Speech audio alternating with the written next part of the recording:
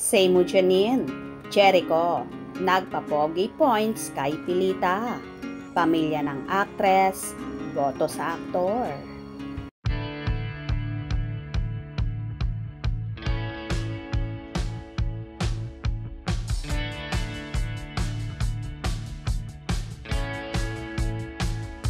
Viral ang isang video na hinarana ni Jericho Rosales, si Pilita Corrales sa okasyon ng kaarawan nito. Ang Asia's Queen of Songs ang abuela ng kanyang bagong inspirasyon at Lavender Fields co-star na si Janine Gutierrez. Samot-sari naman ang naging reaksyon ng mga netizen sa nasabing clip na yon. May mga nagsasabing liyamado raw ang aktor sa puso ni Janine dahil boto rito ang veteranang OPM Queen. May mga humirit pa na nagpapalakas daw ito kay Pilita kaya dineskartehan nito ang harana. Ito ang ilan sa kanilang mga komento. Dagdag pogi points si Eko kay Pilita. Nagpalakas. Eme kay Pilita. Nagmelt ang heart ni Janine. Bumigay na. Wow, may pa-serenade pa sa Queen of Songs.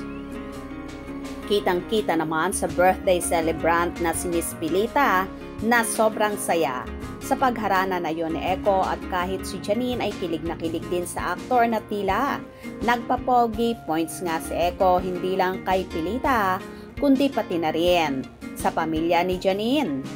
Anyway, wala namang masama kung magkatuloy yan sina Eko at Nini dahil pareho naman silang single at pareho silang magagaling na mga artista.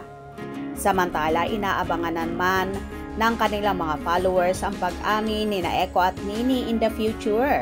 At marami ang nagsasabi na hindi lang pang promo ang meron sa dalawa, kundi totohanan na raw ang kanilang romantic romance.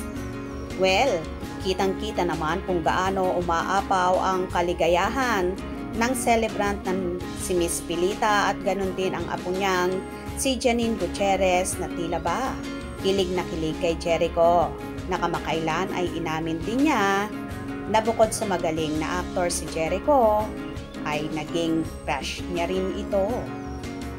Happy birthday Miss Pilita Corrales! More birthdays and blessings to come. Kaya abang-abang tayo at huwag na huwag pauhuli sa mga maiinit na kaganapan. Kung nagustuhan nyo ang video na ito, comment below.